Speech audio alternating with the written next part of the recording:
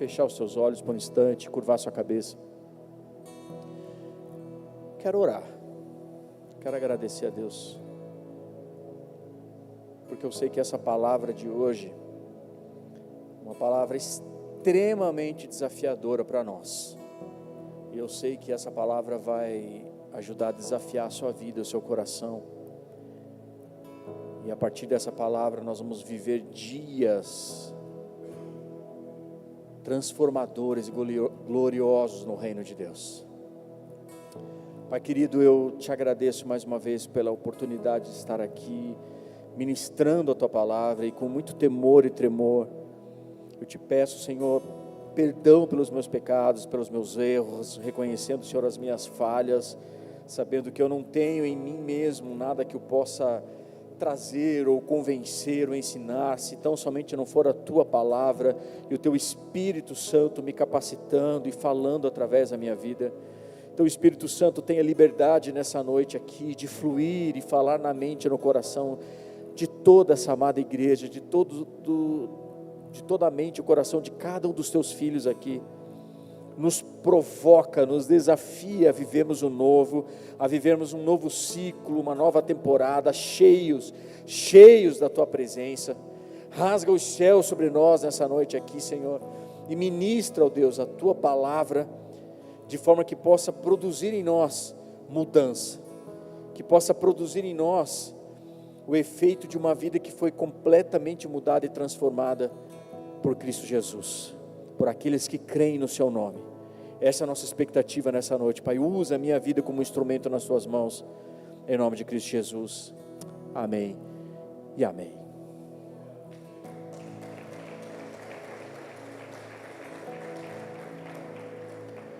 Vou pedir para você abrir a sua Bíblia em 2 versículos, ou melhor, 2 textos bíblicos. Nós vamos ler 2 textos aqui, você pode abrir e deixar marcado na sua página, porque talvez são textos que passam de uma certa forma despercebidos pela gente, mas eu não posso negar para você que ao ler a palavra, muitas vezes eu sou provocado por Deus a meditar nela, a meditar nesses textos, e esses são textos que já tocaram o meu coração de uma maneira muito profunda em momentos diferentes, mas eles têm o mesmo fundamento, eles têm a mesma base, eles mostram e revelam o coração de um homem e de uma mulher que é temente a Deus. Tem pessoas que são tementes a Deus aqui? Quem entregou sua vida a Jesus Cristo aqui? Quem entregou sua vida a Jesus? Quem teve sua vida mudada e transformada? Me ajuda a pregar, gente, vai, levanta a mão. Glória, você pode aplaudir aquele que vive e reina. Todos nós. Eu quero ler esse texto, você vai entender, a partir de nós fomos desenvolvendo esse sermão, esse ensino junto com toda a igreja. O primeiro deles está na segunda carta do apóstolo Paulo aos Coríntios, lá no capítulo 7, versículo 5. Vou ler com você versículo 5 e o 6. Se você tem Bíblia, já marca na sua Bíblia, porque eu sei que Deus vai mudar coisas aí dentro do seu coração. Bem, e o segundo texto que nós vamos ler está na segunda carta de Paulo a Timóteo, que inclusive foi a última carta escrita do apóstolo Paulo, lá no capítulo 1, versículo 16. Então vou ler o primeiro texto, diz assim: pois quando chegamos à Macedônia, não tivemos nenhum descanso, mas fomos atribulados de toda forma, conflitos externos, temores internos. Deus, porém, nos consola os abatidos. Deus, porém, que consola os abatidos, consolou-nos com a chegada de Tito. Agora já pula para a carta aos Timóteos, 2 Timóteo, versículo 1, 16, diz assim: o Senhor conceda misericórdia à casa de Onesíforo. Quem sabe, se você está esperando a oportunidade uma inspiração em Deus para poder dar o nome do seu filho, está aí, Onesíforo, é um nome que você pode dar, que se trata de um grande homem de Deus aqui. O Senhor conceda misericórdia para a casa de Onesíforo, porque muitas vezes ele me reanimou e não se envergonhou por eu estar preso. Ao contrário, quando chegou a Roma, procurou-me diligentemente até me encontrar. Bem, eu quero destacar nessa noite aqui o testemunho da vida de dois homens de Deus que cumprem o seu papel nessa terra de serem para nós uma referência, de serem para nós um testemunho vivo, alguém que nós podemos olhar para a vida desses homens e nos inspirar de forma gloriosa, de forma, eu digo até provocativa, porque o exemplo desses homens aqui me provoca, me desafia a ser alguém melhor. Estou falando de Tito e de Onesíforo. Não estou falando de Paulo, de Abraão, não quero falar nessa noite de José, não quero falar dos 12, não quero falar de outros homens, profetas, enfim, que você conhece na sua Bíblia. Quero falar desses homens que de uma forma até tímida, Paulo fez uma grande referência e da importância da vida desses homens nas Sagradas Escrituras. Tito e Onesíforo. O apóstolo Paulo, ele está na verdade revelando para nós, ele começa aqui, eu vou intercalar esses dois textos ao longo de todo esse sermão. Eu vou misturar esses dois textos, tanto a carta aos Coríntios como a carta a Timóteo. A carta aos Coríntios foi uma carta à igreja que estava em Corinto, e a carta a Timóteo foi a carta a um filho na fé. Então eu vou mesclar, eu vou intercalar essas duas cartas ao longo de toda essa ministração. Posso ouvir um amém? Então Paulo está conversando, eu quero começar aqui com a carta aos Coríntios, e ele está escrevendo aqui a segunda carta para um povo que está buscando a Deus, um povo que quer ser melhor, um povo que quer ser provado, um povo que quer aprender a como ser um cristão de verdade. Eu estou falando com alguém aqui, quem quer ser cristão de verdade aqui? Todos nós. Às vezes a gente olha para a nossa vida na igreja e para a nossa história, e muitas vezes se acreditou ou se teve como a salvação o ponto final, o objetivo final. Nós fazemos um apelo, damos a oportunidade de alguém que queira entregar a sua vida a Jesus, e você diz assim, eu quero, e você repete essa oração, porque com a boca se fala, aquilo que com o coração se crê, então a gente entende isso, mas a salvação, ela é só a porta de entrada no reino.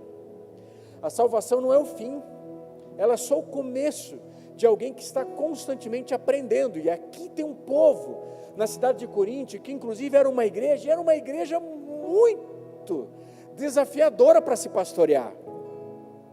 Às vezes a gente olha para a igreja primitiva, e fica olhando para aquela igreja e fala assim, nós precisamos ser como uma igreja primitiva. Meu irmão, que seja longe de ser uma igreja como Corinto, por exemplo. Então uma igreja com muito BO, com muito problema, mas é uma igreja que está ali, que está aprendendo, está com fome, está com sede. É um povo que está aqui, é um povo que está buscando a Deus. Tem alguém buscando a Deus? Amém. Então Paulo está ensinando para esse povo, ele está dando lições poderosas, aqui dando conselho para a vida cristã. E a primeira coisa que nós aprendemos nesse texto aqui, é que existem tempos difíceis na vida de todo cristão, na vida, na verdade, de todo ser humano nessa terra. Tem tempos, e tem dias, e tem estações, e tem partes, e tem dias dentro de uma estação que são mais difíceis do que outros. Nós estamos prestes a findar uma estação aqui de 2025, vamos entrar em 2026, e aí a gente está lá, meu Deus, não vejo a hora de acabar 2025, tem gente que está assim, não precisa levantar a mão, mas tem gente que diz, meu Deus, acaba 2025, entra 2026, tem gente que fala assim, meu Deus, pastor, não, eu quero que 2026 seja tão bom ou melhor como foi 2025, e glória a Deus, e a gente ora para que seja assim. Posso ouvir um amém? Mas a nossa caminhada, ela é feita de ciclos, ela é feita de um processo, de temporadas. E essa caminhada com Jesus, ela é feita, ela é desenhada, esse processo pós a nossa salvação, o nosso crer em Cristo, ela é feita de processos de altos e baixos muitas vezes, de dias que nós estamos no alto da montanha, e tem dias que nós estamos lá no profundo vale, e às vezes um vale de sombra e morte. E Paulo, quando ele está falando aqui, ele não está pregando um evangelho tabajara. Sabe aquele evangelho meia boca, evangelho do seu Cristo, né? Aquele evangelho que vem para cá e seus problemas se acabaram, né? Vem para a igreja e tudo vai ser diferente, tudo vai ser novo. Vem para cá porque seus problemas se acabaram. Isso não é nem bíblico, está longe de ser evangelho de Jesus Cristo isso aqui. Quem já sentiu isso na pele? Quem já sentiu isso na pele? Você sabe o que eu estou falando, né? Quem passa por problema aqui? Quem passa por problema? Quem está passando por problema? Fala a verdade. Algum tipo de problema, alguma área na sua vida? Levanta a mão. Quem? Quem não está passando por problema nenhum? Levanta sua mão. Quero profetizar sobre a sua vida agora. Amém? Você vai passar.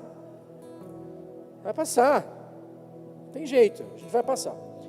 E aqui Paulo, ele está falando aos Coríntios aqui que ele chegou aqui na Macedônia. Nós aprendemos a Macedônia nas quintas-feiras aqui, pastor Bandeira, que aula extraordinária. Inclusive a gente está preparando aqui, o Eduardo, cadê o Dudu? Está lá, está preparando já para a gente, né? Vai preparar o mês de 2026, nós vamos estar com esse curso já no aplicativo nosso, a gente vai poder revisar todo esse curso aqui. E a gente aprendeu aqui, pastor Bandeira, aonde que ficava a Macedônia, a viagem de Paulo, o que ele passou lá. E aqui Paulo passou bronca. Ele chega na Macedônia, foi perrengue. Ele chega na Macedônia e deu ruim lá, deu fight, cara. O negócio, o caldo esquentou aqui. Ele enfrentou conflito de tudo quanto é lado. Tinha perseguição, tinha acusação, e ele agora está em crise. Ele está em crise. Paulo, apóstolo de Cristo, está em crise. E alguns aqui, que já tem mais tempo de caminhada, sabem que na verdade a caminhada cristã não é um mar de rosas, né? Não é um parque de diversão. E aqui mostra o que é e do que nós somos, o que faz um verdadeiro homem de Deus, é a maturidade de um homem de Deus. Paulo está dizendo aqui que ele enfrentou conflitos de todos os lados, e ele faz ainda uma menção, ele diz, foram batalhas externas, e batalhas e temores internos. E entender isso para nós traz maturidade, porque vai ter momento para nós que maná vai cair do céu, irmão. Tem momento para nós que você acha que o ano está difícil, você não sabe o que você vai comer, você não sabe como é que você vai pagar aquela conta, mas aí daqui a pouco vem um milagre. A gente ouviu esse testemunho aqui da vida do Marcelo. Se vê um milagre de Deus, não sabe, de uma hora para outra as coisas acontecem na sua empresa e sabe, é uma provisão de Deus, mas tem coisas na sua vida que não tem jeito, irmão. Você vai ter que meter picareta lá na terra, você vai ter que quebrar aquele solo duro, vai ter que preparar, vai ter que molhar, vai ter que adubar, vai ter que lançar a semente, cuidar da semente, vai ter que cuidar, para até você ter um fruto. Então tem coisa que cai do céu, que é bênção de Deus, mas tem coisa que tem que plantar mesmo, não tem jeito, e são estações na vida da gente. E eu posso falar um recado para você. Se de repente você passou ou está passando num tempo de paz, num tempo de prosperidade, celebre de verdade. Não precisa ficar postando nada, mas celebre de verdade, celebre sem culpa, porque isso é bíblico. E o apóstolo Paulo, ele falou aqui que, olha, eu aprendi vivendo pouco e aprendi também vivendo muito. Então, em tempos de paz, meu irmão, celebre, comemore, sabe, vamos celebrar por isso que aconteceu na nossa vida. Vai lá, faz um bolinho de milho lá, com leitinho condensado em cima, toma um café preto, mas celebre. Não precisa ser nada muito, estou falando com alguém aqui? Celebre, mas em tempos de guerra, talvez tenha pessoas que entraram aqui, esse foi um ano de batalha, de guerra, tempo de luta. Então, em tempo de guerra, eu tenho um conselho para você, bíblico: permaneça, não vacile, fique firme, não desista. Em todo tempo, dê glória a Deus, adore a Deus. Em todo tempo, tempo de paz ou de guerra, mas glorifica a Deus. Porque Deus está trabalhando, Deus está nos forjando, Deus está fazendo algo em nós. Às vezes, tempo de paz, a gente descansa, glorifica, ri, dá um refrigério, mas às vezes você sabe que vem pancada. Só que geralmente nós amadurecemos e crescemos e só nos tornamos quem nós somos por causa dos tombos e das pancadas que nós levamos. Sim ou não? Você só fica musculoso com a quantidade de ferro que você ergue, que você carrega. Faz sentido isso aqui, sim ou não? E às vezes, as piores lutas que nós temos, elas não são visíveis, e a gente passa por lutas. Tem batalhas que são externas, Paulo fala, que são ali enfermidades que você enfrentou, são desafios financeiros violentos muitas vezes. Tem boleto, irmão, que é violento. Tem boleto, irmão, que parece que veio lá do inferno, que brota na sua conta. Tem boleto que vem na caixa do correio. Cheque você não recebe na caixa do correio, mas boleto você recebe. E tem boleto que é grande, irmão, que é duro. Sim ou não? Estou falando com alguém aqui? Ó, lágrima escorrendo aqui. Ninguém se não admite. Mas quando você chega na caixa do correio, você fala assim: ah, não, eu achei que fosse da Shopee. Mas lógico, é a compra da Shopee que chegou o boleto. Então tem lutas que a gente passa, que sabe, são crises, sabe, na sua empresa, nos seus negócios, se você é dono de um negócio. Tem gente que passa dificuldades com o filho, muitas vezes filhos no hospital, dificuldades no casamento, instabilidade no relacionamento, sabe, instabilidade com a esposa, instabilidade do marido, a espiritualidade do filho, que muitas vezes ali ele está andando meio afastado dos caminhos do Senhor. Então são lutas físicas, às vezes um diagnóstico na família, um câncer que chega para desgraçar o emocional da gente, ou de quem a gente ama. São lutas externas, são dificuldades, mas também Paulo que mostra que ele enfrentou temores internos, e a nossa mente, amados, ela é atacada a todo tempo. São medos, são limites, são carências gigantescas, como Golias, que nos atormentam todo dia. São dificuldades, medo de ser pai, medo de você saber que você tem uma responsabilidade, você é um sacerdote na sua casa, sabe, muitas vezes são carências de aprovação de homens, carência paterna. Nós temos, sabe, mensagens que a gente recebe de um Jezabel da vida, que rouba a nossa paz. Então são lutas internas, nós passamos por medos, são guerras internas, onde só você sabe a luta que está aí dentro do seu coração, só você sabe a luta que está aí dentro, sabe, e o desejo, sabe, que a gente tem, muitas vezes você não quer fazer algumas coisas, e você precisa fazer, ou você tem que fazer coisas que você não queria fazer. São lutas internas, e eu num momento assim crítico, ou num momento assim crítico como esse, que Paulo está passando lá em Coríntios, ele está passando aqui numa prisão, quando ele também escreve aqui para Timóteo, a sua última carta, ele estava preso aqui.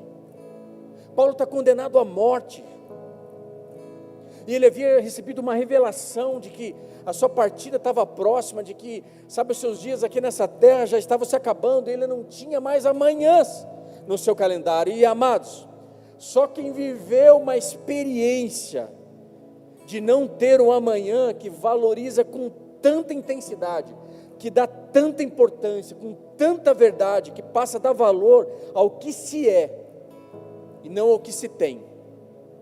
Só quem passou por isso, só quem está lá numa UTI, num leito de hospital, muitas vezes sedado, ou somente não consegue nem falar, mas a cabeça ali está funcionando, está a milhão, e você sabe que você não tem amanhã. Quem está numa iminência de morrer amanhã, não pede um carro novo. Quem está na iminência, sabe, de você não sabe se amanhã você vai estar vivo, não pede uma lipo no abdômen. Quem está na iminência, sabe, de não saber se vai ter amanhã, não pede uma viagem para Nova York, não pede, para a Europa, não pede.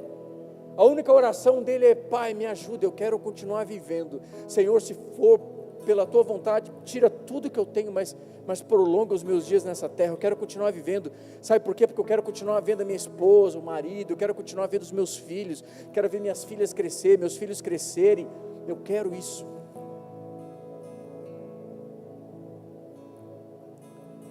E Paulo está aqui numa prisão abandonado. Como é que eu sei disso? Porque lá no capítulo 4, 2 Timóteo, dessa segunda carta a Timóteo, lá no verso 16, ele diz assim, ó: na minha defesa, ninguém apareceu para me defender. Paulo está falando para um filho amado. Ninguém, Timóteo, apareceu para me defender. Então Paulo foi preso, você conhece a história, ele foi, o sumo sacerdote o acusa ali de heresia, e ele apela para a sua dupla cidadania, e ele vai passar por Festo, ele vai passar, o governador ali, romano, ele vai para Agripa, e lá em Agripa falou assim: eu não vou colocar a mão nesse cara é cidadão romano, vou arrumar para a cabeça, não vou. E Paulo apela para o imperador, e agora Paulo vai numa viagem, pega naufrágio, uma cobra pica ele passa só perrengue, irmão. Mas ele agora lá com o imperador, Paulo ele é condenado à morte. E Paulo diz assim, ó: todos me abandonaram, Timóteo, não ficou ninguém, Timóteo, ninguém apareceu para testemunhar a meu respeito. Meu Deus, cara. Então, quando a pressão é grande demais, eu aprendo uma lição aqui, que a gente precisa de alguém. Nós não podemos ficar sozinhos. E esse é um dos maiores erros nossos, principalmente dos homens. Sabe o que? Ficar sozinho. Nós, os homens, muito facilmente se isolam, principalmente se passam por problemas. Para um homem, não é difícil ficar sozinho. A gente até gosta.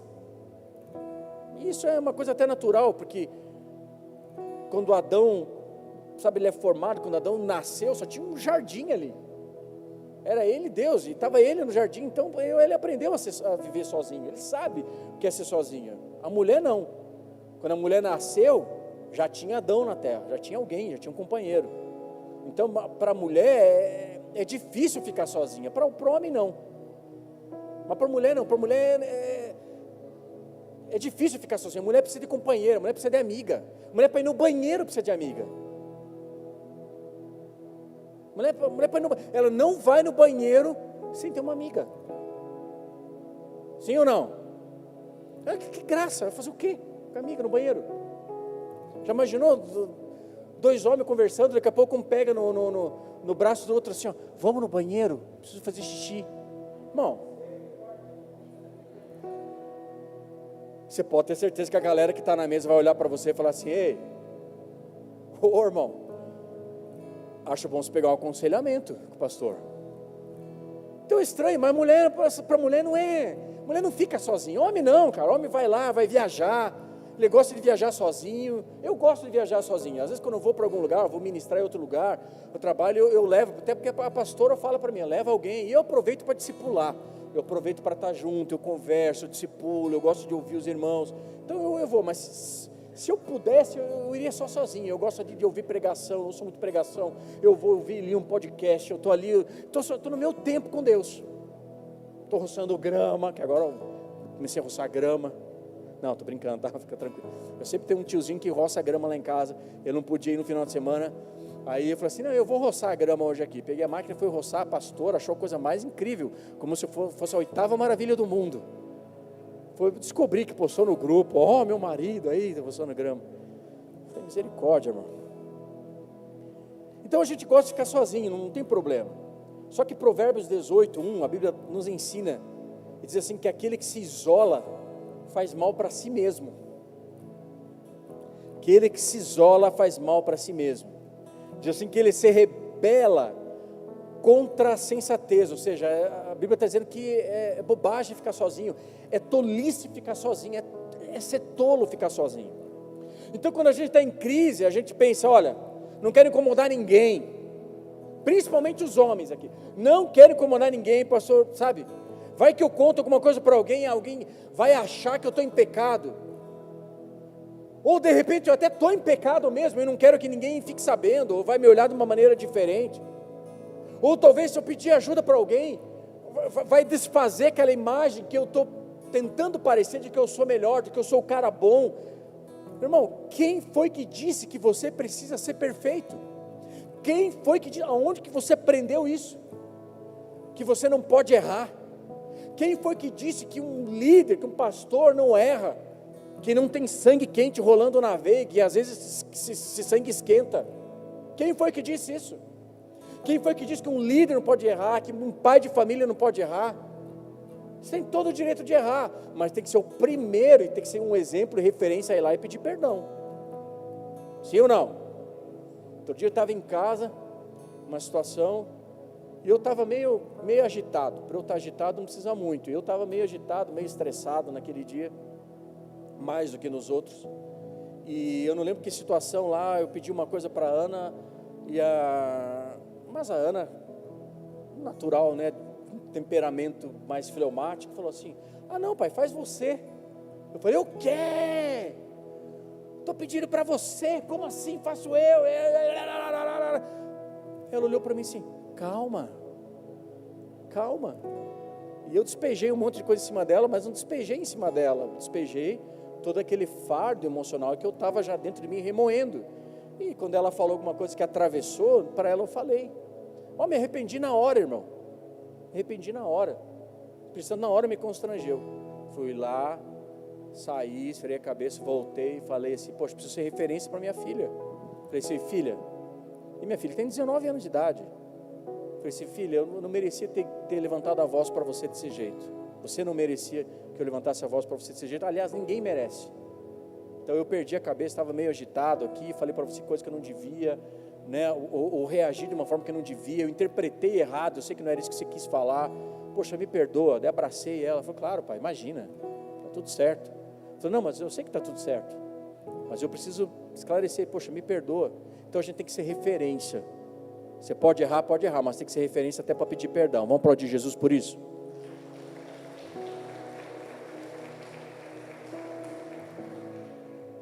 Então, o homem ali, ele estava no jardim, e ele tinha um companheiro no jardim, antes da mulher. Veja, no jardim cada um tinha o seu par, o boi tinha a vaquinha, o leão tinha a leoa, o galo tinha a galinha, mas o homem tinha o próprio Deus, com quem ele podia conversar. Mas sabe, Deus que fez o homem à sua imagem e semelhança, Deus é um Deus que é trino, que é Pai, Filho e Espírito Santo, Deus é um Deus que é pura, que em sua essência, pura comunhão, Ele sabe que quando se trata de relacionamento, não é bom que o homem esteja só. Ele diz, vou fazer uma companheira para você, Adão. Você está vivendo muito tranquilo nesse jardim, vou fazer uma companheira. Não, estou brincando. Vou fazer uma companheira para você, para ficar mais divertido a sua vida aqui nesse jardim. Então Deus sabe que quando se trata de relacionamento, o homem precisa de um igual. Então Paulo está ensinando para nós um princípio aqui. Ele está dizendo assim, Timóteo, cara, não dá para caminhar sozinho. Veja, o apóstolo Paulo, nós estamos falando de um cara aqui que subiu aqui ao terceiro céu. Deus deu para ele a revelação do terceiro céu. Um homem que viveu, que orou por pessoas que foram curadas, pessoas ressuscitaram, que viveu ali um apostolado extraordinário nessa terra. Mas ele está dizendo que ele só suportou cadeias porque Onesíforo, seu discípulo, estava lá. Tem alguém aqui? Então é possível, sabe, a gente optar por viver sozinho, é possível, é um direito seu querer viver sozinho, mas biblicamente nunca será bom. Nunca será bom. Olha para quem está do seu lado e diga para ele assim: quer ser meu amigo? Porque vai que você não tem nenhum, né? Então eu vou te ajudar aí já, tudo bem? Então solidão, amados, solidão ela não é projeto de Deus, nunca foi projeto de Deus para nenhum dos seus filhos. A vida só é boa no encontro, a vida só é boa no relacionamento, a vida só é boa ou melhor, na comunhão. Então quando Paulo está escrevendo aqui a sua última carta a Timóteo, ele escreve como um pai a um filho, e ele aconselha Timóteo aqui a não ficar sozinho. Ele está dizendo assim: ei Timóteo, além de ter outro alguém, ele está ensinando aqui, ó Timóteo, você precisa ser o alguém, de alguém que precisa. Então além de você ter um alguém, você também precisa ser o alguém de alguém. E Paulo só suportou aqui essa prisão por causa de Onesíforo. E ele diz aqui, no versículo 16, do capítulo 1 de 2 Timóteo: o Senhor conceda misericórdia à casa de Onesíforo, porque muitas vezes foi ele que me reanimou e não se envergonhou de eu estar preso.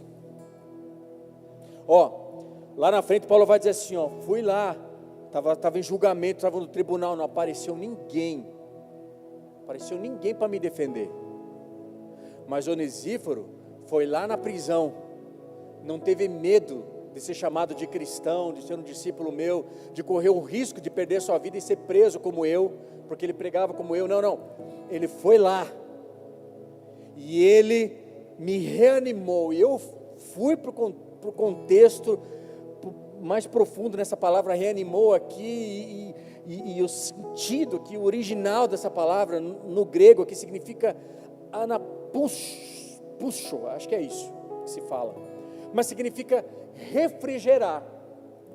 Então não é que Onesíforo levou um freezer para Paulo lá na prisão, não. Paulo estava preso, condenado à morte, estava solitário, estava abandonado entre algemas, entre grilhões, num calabouço frio, úmido, estava no calor da pressão aqui, e do abandono. Ele está lá, e Onesíforo, onde que ele está lá, mesmo quando Paulo estava preso, condenado, acusado de heresia. Ele não era um daqueles, que abraçam, que diz que amam na hora que tudo está bem, que está tudo beleza, pastor, estamos juntos, joinha. Na hora que eu te entrego algo que é bom para você, beleza, mas a hora que eu deixo de te entregar algo, ou que eu não tenho mais nada para te oferecer, você vira as costas e vai embora. Não, Onesíforo é o tipo do cristão que era humilde, que parecia, imperceptível, mas na hora mais crucial da vida de Paulo, o apóstolo, na hora de uma dificuldade, é Onesíforo que estava lá. Aleluia, irmão. Aleluia. Espírito Santo de Deus, vai ministrando no coração dos teus filhos aqui nessa noite. Espírito Santo, continua ministrando, continue ministrando. Paulo está dizendo: não entre, Timóteo, porque ele está instruindo Timóteo aqui nessa carta. Ele está dizendo: Timóteo, não entre com uma visão romântica na igreja, achando que tudo vai ser flores e tapete vermelho para você quando você passar, tudo vai ser mil maravilhas. Não. Porque lá na igreja vai ter gente que vai te dar trabalho, Então idealizar uma igreja perfeita, ela não existe, isso é uma utopia. Qual que é o nosso trabalho na igreja? É ser trigo, é continuar trabalhando para que a gente continue sendo trigo, a gente não se transforme em joio. Mas o trigo, ele cresce junto com o joio, mas só no dia da colheita o Senhor vai separar trigo e joio, mas a gente convive junto. Amém, amados? Então, quando Onesíforo chegou, ele traz aqui um refrigério para Paulo. É como se ele estivesse trazendo uma renovação do ar que Paulo respira. Ele está trazendo, ou seja, a presença de Onesíforo mudou o ambiente da cela. A presença desse discípulo aqui muda aquele ambiente de desgraça. E ele agora, Paulo, encontra alívio, ele encontra um refrigério para a sua alma. A vinda de Onesíforo que traz refrigério para a alma do apóstolo Paulo. Então Deus, ao criar a igreja, sabe o que Deus tinha em mente? Que todos nós fôssemos uma geração de Onesíforos no caminho de alguém. Que nós deveríamos e devemos, amados, ser refrigério na nossa geração, encorajadores da nossa geração, sabe? Aonde chegasse um cristão, aonde chegasse um homem de Deus, alguma coisa naquele ambiente precisaria mudar. Cheguei, o homem de Deus chegou, o ambiente tem que mudar. Muda o ambiente, muda o ar, muda a história daquele ambiente. E a pergunta para nós, o desafio para nós, o encorajamento para nós hoje aqui é: nós temos sido remédio para essa geração doente? Nesse mundo tão desprovido de graça, nós temos sido graça na vida de alguém? E agora, em outro momento, Paulo está lá na Macedônia, com aqueles conflitos que a gente leu ali no texto no início. Esses conflitos internos e externos. E Paulo aqui não teve nenhum descanso, ele está dizendo assim, conflito de todo lado. E ele diz ali no versículo 6, do capítulo 7 de 2 Coríntios, diz assim, ó: Deus, porém, que consola os abatidos, consolou-nos com a chegada de Tito. Então ele usou duas vezes, Deus que consola os abatidos, nos consolou como? Com a chegada de um anjo. É isso que ele diz? Com a chegada de quem? Tito. E eu fui ver o texto da palavra consola, e esse texto original aqui da palavra consola é paracaléu, que significa encorajar. Então ele está dizendo assim, o Deus, porém, que encoraja os abatidos, tipo, levanta aqui, olha para o alto, pisa em terra firme, eu sou teu Deus, eu sou fiel e estou contigo, eu vou te ajudar, porque esses joelhos estão vacilantes, porque esse ânimo duplo, porque essa desconfiança toda, confia em mim, Deus é fiel. Então esse Deus que encoraja os abatidos, me encorajou com a chegada de um irmão, Tito. Ah, meu irmão,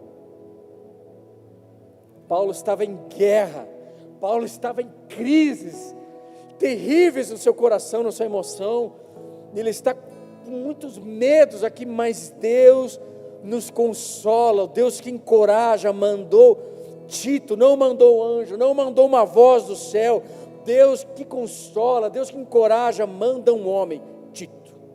Tito não escreveu nenhuma carta aqui, mas na minha Bíblia tem a carta de Tito, sim, mas não foi ele que escreveu, foi Paulo que escreveu a carta para ele. Então Tito não tem nenhuma carta, você não vai ver nenhum milagre que é registrado a Tito, não multiplicou nenhum pão, você não vê ninguém ressuscitando, você não vê nenhum milagre nenhum, mas quando Tito chegou, eu posso imaginar um sorriso no rosto do apóstolo Paulo, e uma alegria, cara, que brota do coração de Paulo, meu irmão, aquela alegria que você brota, assim, uau, cara, eu não estou sozinho, Tito veio me ver, Tito veio aqui me encorajar, Tito veio me consolar.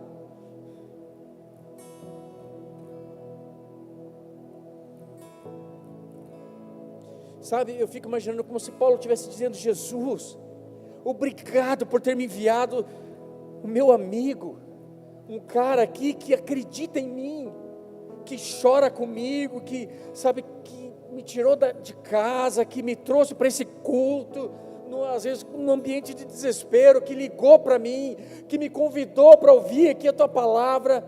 Tito, sabe, são essas pessoas. Tito são essas pessoas nesses momentos difíceis, que servem para abastecer a gente, abastecer o nosso tanque emocional. Paulo não ia se desviar, De jeito nenhum.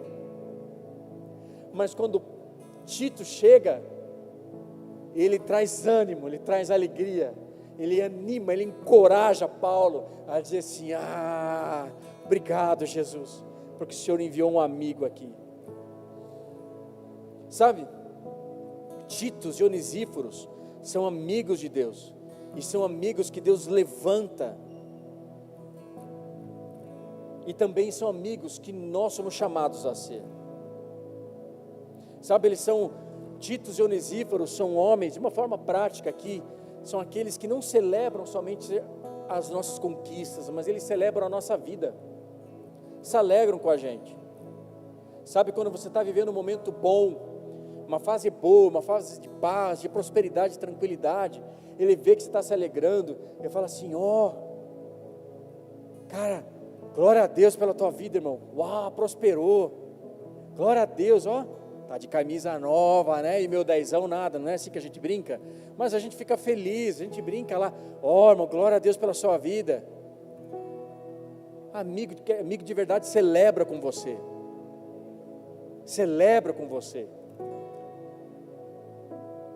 Amigo de verdade é aquele que quando você recebe uma conquista, você é o primeiro a chamar ele para contar. Deixa eu te mostrar aqui, olha o que Deus fez na minha vida, só que Deus está fazendo na minha vida, deixa eu mostrar a bênção aqui. Quem tem esse coração assim, que gosta, que procura amigos para contar, para compartilhar? Eu sou um, mas eu procuro para amigo de verdade, porque você sabe que às vezes você tem alguma conquista, vem algum irmão, chega para você e esse aí era crente, esse convertido, será que está puxando um negócio de novo? Será que está com umas coisas ilícitas? Será que é assim ou não? E a gente fica assim desconfiado, o que será que ele fez?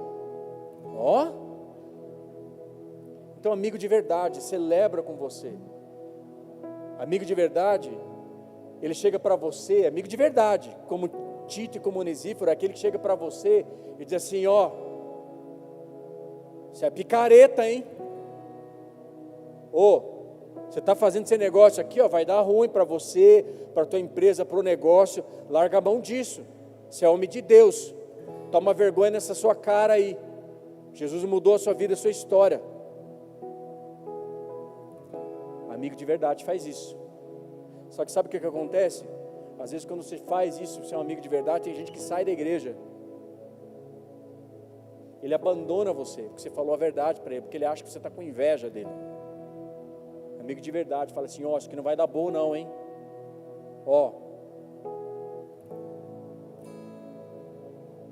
Que mais? Amigos de verdade, eles não se preocupam em sair na foto. Amigo de verdade, sabe, são Titos e Onesíforos, são aqueles que se importam e não precisa não ser protagonista, ele não se importa de ser coadjuvante, né? No caso de Tito aqui, Paulo, ele deixou ele em Creta, aqui para colocar, sabe, ordem na casa, lá tinha uma bagunça na casa, lá, Tito, levanta presbítero aí, levanta um povo, e Tito não aparece na foto, Tito está lá atrás, trabalhando, honrando, ele não aparece na foto, ele está lá fazendo aquilo que era necessário que um homem de Deus fizesse. Séculos mais tarde, anos depois, você vai ver o resultado de uma igreja forte, maravilhosa, mas ele não aparece na foto.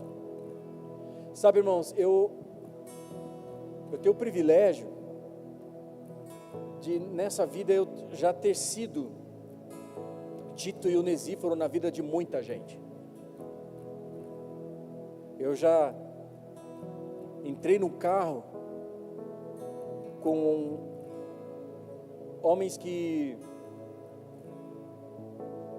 tinham acabado de descobrir uma traição das suas esposas, ou da sua esposa, melhor no caso, e eu fui com ele lá, falei assim: cara, onde é que você está? Ele me ligou desesperado, e eu fui, entrei no carro com ele, ele chorou, eu não levei Bíblia, eu não abri a Bíblia, eu não preguei para ele. Sabe o que eu fiz? Eu coloquei ele no meu carro, fui buscar ele, coloquei ele no meu carro, deixei ele chorar. Eu falei: cara, estou aqui. Esse ciclo vai passar. Cara, deixa eu entender o que foi que aconteceu. Eu pude ministrar, eu pude estar junto, chorar com ele. Depois, pela glória de Deus, pela bondade de Deus, hoje uma família feliz, está com filhos, cresceu, prosperou, está uma bênção, que abriu o coração, foram tratados, houve perdão. Mas eu tive lá. Eu tive que consolar famílias que perderam o seu filho, que tiraram a própria vida, e tive lá, consolando família, dar palavras de consolo, pregar. O que se diz numa hora dessa? Tive que dar conselhos para irmãos que tinham perdido tudo, credibilidade, dinheiro, honra, integridade, tinham perdido tudo, e eu estive lá. E muitos de vocês que estão aqui me ouvindo sabem que em muitos momentos difíceis eu estive lá. Em alguns eu estive aconselhando, e em alguns eu estive lá com uma cinta na mão, dizendo assim: ó, toma vergonha nessa sua cara, você é homem de Deus, volta para casa, você está lá, você tem mulher, você tem filhos, resolve essa tua vida aqui, você é homem de Deus.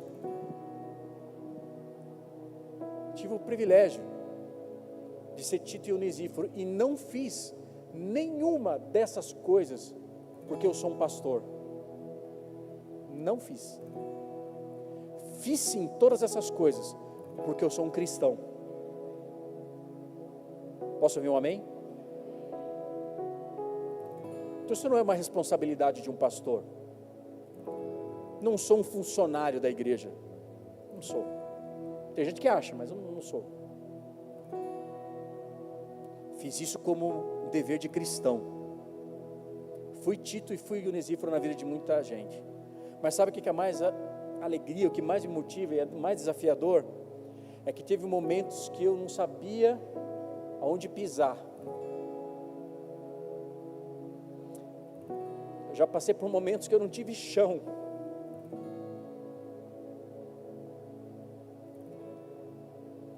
E Deus me deu a graça de ter Titos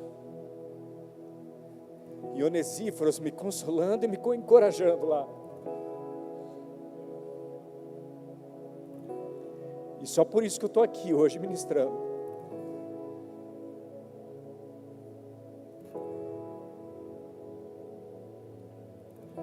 E eu louvo a Deus por isso. Já tive momentos que estava no hospital, e quando eu saí, tinha Titos e Onesíforos lá me esperando. Já tive momentos de ter recebido notícias terríveis, que não sabia o que fazer, em fases e momentos da minha vida, que eu não tinha mais nem crédito no cartão, e nem limite disponível no banco, para fazer compra no mercado. Eu tive Tito e Onesíforo, que chegou na minha casa e levou pão, levou roupa para as minhas filhas, cortou meu cabelo, fez as unhas da minha esposa.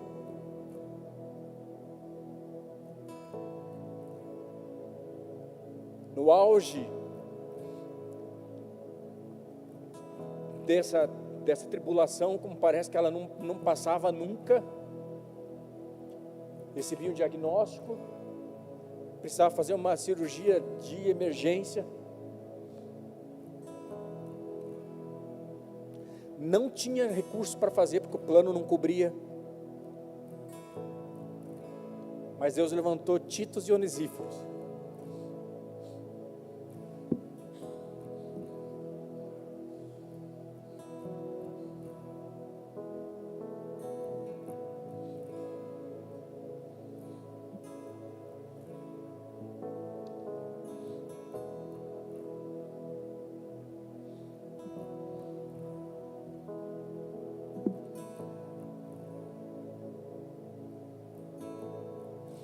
O óculos de vocês embaça quando vocês choram também? Que coisa, né?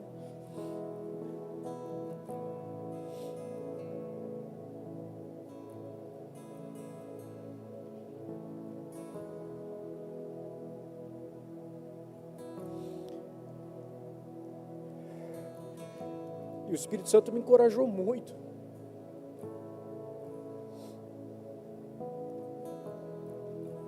Porque nós vivemos uma geração que carece de Titos e Onesíforos.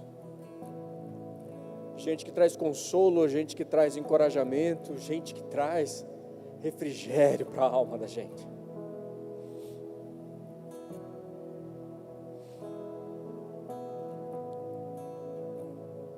Eu quero encerrar aqui, vou chamar o louvor aqui. Eu quero desafiar você a você entender qual é o nosso papel. Qual é o seu papel? Qual é o nosso papel nessa terra? Eu vou dizer para você que nós precisamos sim ter Titos nas nossas vidas, ter Onesíforos nas nossas vidas, mas mais do que ter, eu creio que o Espírito Santo nessa noite está nos levantando a ser mais do que ter. E eu quero encorajar você a você ser o Tito, ser o Onesíforo na vida de alguém.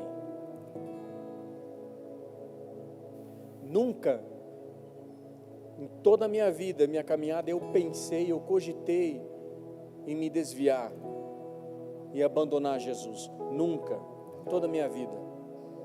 Mas foram Titos e Onesíforos que me encorajaram em dias difíceis, a dizer, vai, nós estamos juntos, continua. Deus vai restaurar, Deus vai trazer refrigério, Deus vai trazer vida, Deus vai trazer refrigério e pastos verdejantes nesse vale de sombra e morte. Deus é contigo. Eu pude ouvir palavras assim.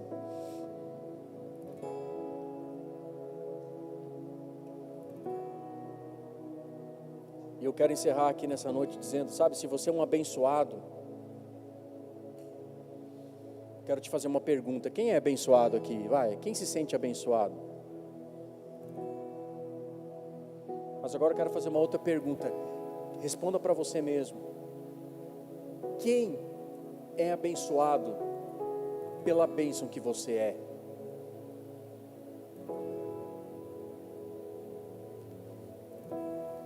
Quem é abençoado pela bênção que você é? Se a gente não fizer diferença nessa cidade, se a gente não fizer diferença nesse bairro, nesse país, nessa nação, quem vai fazer? E Deus confiou esse privilégio para mim e para você, cara. Porque nós somos a resposta para esse mundo. Nós somos portadores de uma boa nova, de uma boa notícia. Porque o mundo tem altos e baixos, tem tribulações, tem dias difíceis. Sim, mas nós que confiamos naquele que nos livrou lá daquele vale de sombra e morte, nós que confiamos, nós precisamos agora, que fomos abençoados, abençoar um monte de gente, por causa de quem nós nos tornamos. Seja um Tito hoje. Seja um Onesíforo hoje. Sabe, decida sair daqui hoje e lembrar de que talvez tenha alguém que esteja perdido, que não está mais aqui. Talvez alguém que está em fase, à beira de uma separação, por uma besteira que fez. Talvez alguém que está num conflito interno na alma. Alguém que está vivendo dias difíceis e você olha para essa pessoa e diz assim, não dá mais. Posso falar uma verdade para você? Dá sim, irmão. Porque o Deus que me tirou de um lugar de morte, ressuscitou no terceiro dia. Venceu a morte. E se Ele venceu a morte, não há nada nessa terra que Ele não possa vencer e mudar. Ele venceu o pior aguilhão que poderia ter nessa terra. E eu faço aqui as palavras do apóstolo Paulo, assim, onde está, ó morte, o teu aguilhão? Cristo ressuscitou por nós. Curva sua cabeça, feche seus olhos. Quero orar. Não ande sozinho. tenha amigos. Não ande sozinho. Tenha amigos. De olhos fechados.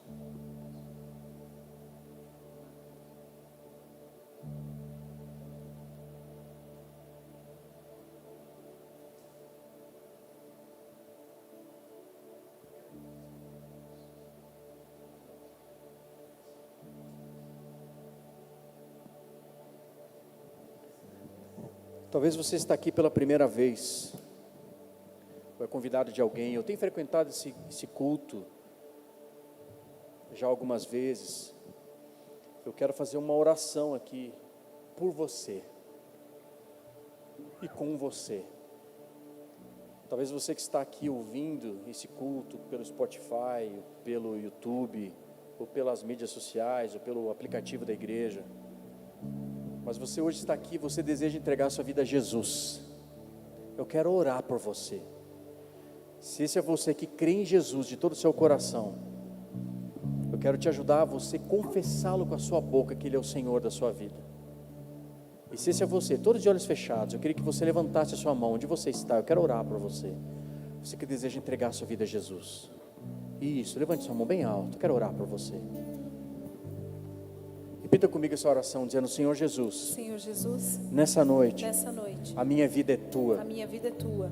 Tudo que eu tenho, Tudo que eu tenho, tudo que eu sou, tudo que eu sou, eu entrego a Ti. eu entrego a Ti. Perdoa os meus pecados, Perdoa os meus pecados. lança eles no mar do Lança eles esquecimento, no mar do e esquecimento. me traz as respostas que eu E me traz as preciso, respostas que eu porque preciso. tudo que eu preciso Porque tudo que eu preciso está em Ti. está em Ti. Nessa noite eu te recebo Nessa noite eu te recebo como meu único como meu único e suficiente suficiente Senhor e Salvador da minha Senhor e vida. Salvador da minha Em nome vida. de Jesus. Em nome de Jesus. Pai querido, eu oro por essas vidas que nessa noite se entregaram a Ti e Te receberam como Senhor e Salvador de suas vidas. Elas estão aqui nesse ambiente, nesse auditório, nesse templo, ou talvez elas estão no carro, elas estão nas suas casas, elas estão onde quer ouvindo essa mensagem. Pai, que o Teu poder, que a Tua graça, o Teu Espírito Santo seja derramado sobre a vida de cada uma delas de forma poderosa. Muda, restaura a vida dessas pessoas, Pai, em nome de Cristo Jesus, e dá a elas a oportunidade de viver uma nova vida, uma nova história, em nome de Jesus. Amém e amém. Se você está aqui hoje, fez essa oração pela primeira vez, lá atrás, ou na saída da igreja, vão ter alguns irmãos que vão estar identificados. Deixa o seu nome e seu contato, a gente quer te conhecer, quer te ajudar. Se você está ouvindo essa ministração, manda um direct para a gente aqui, manda uma mensagem nas mídias da igreja, a gente vai procurar, vai entrar em contato com você. Amém? Vamos aplaudir Jesus, amados. Vamos colocar de pé. Eu quero fazer uma oração aqui, porque eu sei que essa noite, tão importante, tão fundamental como uma oração de salvação, essa noite é uma oração, é um culto que tem um chamado missionário para a gente. Não para alguém que vai servir como missionário na igreja, eu estou falando assim, pastor, não. Mas alguém que entende e que gostaria de ser Tito e Onesíforo na vida de alguém. Se esse é você, enquanto nós cantamos essa canção, quero que você saia do seu lugar e venha aqui na frente, que depois nós vamos louvar juntos. Eu quero orar pela sua vida. Sai do seu lugar, você que deseja, você quer dizer: Senhor, minha vida é tua, eu quero ser Tito, eu quero ser Onesíforo na vida de alguém nessa cidade, eu quero ser Tito e Onesíforo na vida de alguém da minha família, eu quero, me usa. Se essa palavra queimou no seu coração, se você sente que esse chamado é para você hoje, não se demore, sai do seu lugar e vem à frente. Eu quero orar por você, pode vir aqui na frente, quero orar por você. Vamos adorá-lo. Ele mudou as nossas vidas, Ele mudou a minha vida, como a vida daquela mulher que estava naquele poço de Jacó. Ele mudou a vida daquela mulher e consequentemente a vida de todo um povoado. Ele quer mudar a sua vida também. Vem à frente. Vem à frente. Você que quer ser Tito e Onesíforo na vida de alguém. Dá-me de beber, pois tenho sede. Vamos adorá-lo, vamos adorá-lo. Quero mais buscar em outras fontes. Os pastores, me ajudem a orar de forma pessoal. Não Só os pastores. precisarei aqui voltar pra minha sede saciar, uma vez que eu já ouvi teu falar. Essa é uma nova geração. Deus está levantando uma geração de encorajadores nessa noite. Quem a minha alma esperou, Uma geração de encorajadores nessa noite. fonte da vida que me encontrou. És o dom de Deus, o Messias. Toda igreja, levante a voz e adore. Toda igreja, levante a voz e adore. Vamos adorá-lo. São tempos de chamados sendo ativados. Tem chamados que estão sendo ativados hoje aqui. Tem chamado de encorajamento nessa noite. Junto ao poço estava eu, quando um homem judeu viu a sede que havia em mim. Os presbíteros, se quiserem me ajudar a orar Sem me aqui. ouvir, conheceu e me ofereceu uma água que jorra sem fim. Dá-me de beber, pois tenho sede.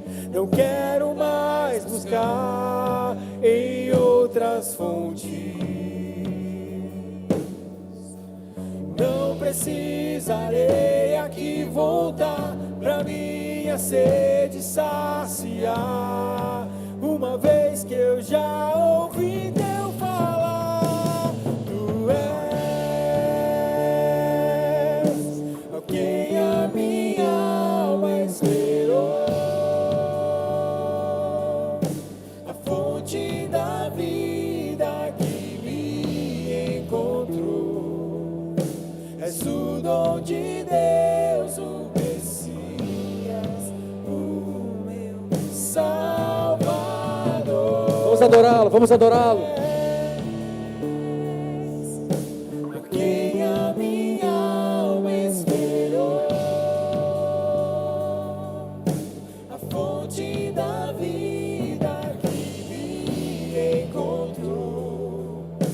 És o dom de Deus, o Messias, o meu Salvador.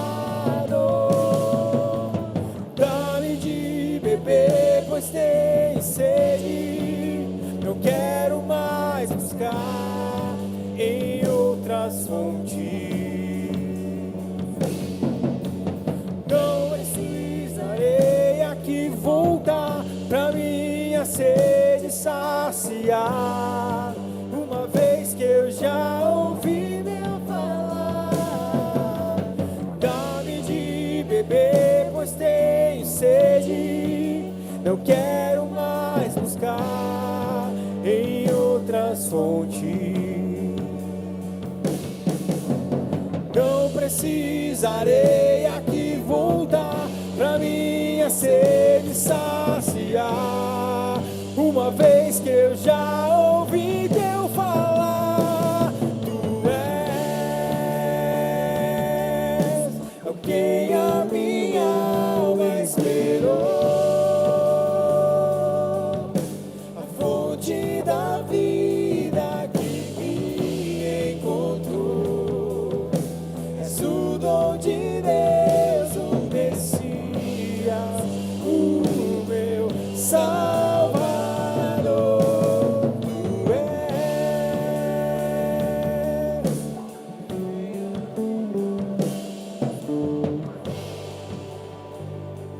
Tu Pai querido, eu quero orar pela vida de cada um dos seus filhos aqui. Estenda suas mãos para cá, igreja. Quero orar pela vida de cada um dos seus filhos e por toda essa igreja.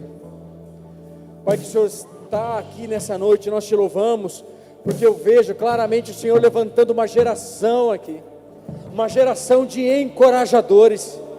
Pai, levanta aqui nessa noite uma geração de homens, de mulheres que vão trazer o consolo, que vão trazer encorajamento, que vão ser refrigério na vida de alguém, com palavras de sabedoria, muitas vezes com um abraço, muitas vezes com palavras de vida, de testemunho de alguém que simplesmente vai dizer: olha, eu não tenho muito para te dizer, mas eu só sei te dizer que eu era cego e agora eu vejo. Eu quero te contar a minha história. Deus mudou a minha vida e Deus pode mudar a sua também. Então, Pai, em nome de Jesus, levanta nessa noite, levanta na One Hope uma geração de homens e mulheres encorajadores, homens e mulheres encorajadores como Tito e como Onesíforos nessa geração.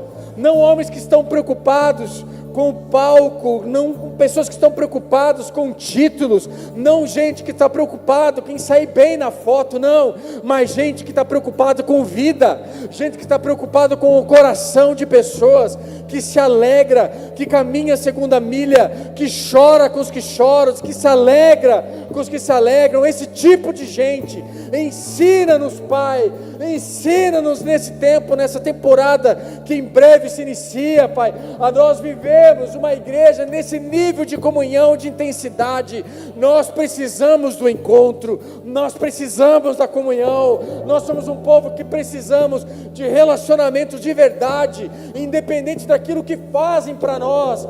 Não, nós somos aqueles que se importam, que fazemos, que assim lavamos os pés daqueles que nós servimos, Pai. Então, em nome de Jesus, levanta uma geração de homens e mulheres encorajadores nessa cidade, e essa cidade vai viver, experimentar um dos maiores avivamentos. Eu profetizo que essa cidade, que essa terra já sonhou em viver, em nome de Cristo Jesus. E aqueles que creem, louve ao Senhor e aplaudam Ele com alegria, porque Ele é Deus, Ele é santo. Quero beber do teu rio, Senhor, sacia minha sede, lava o meu interior. Eu quero fluir em tuas águas, eu quero beber da tua fonte, fonte de águas vivas.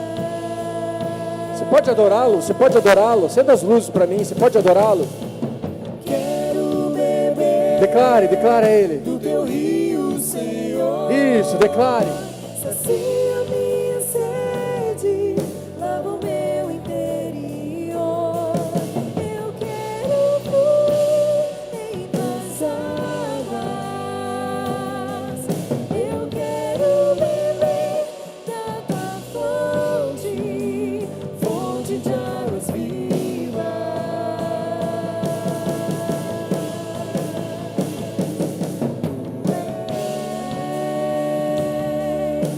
A quem a minha alma esperou, a fonte da vida que me encontrou. Dê a mão para quem está do seu lado. Dê a mão para quem está do seu lado.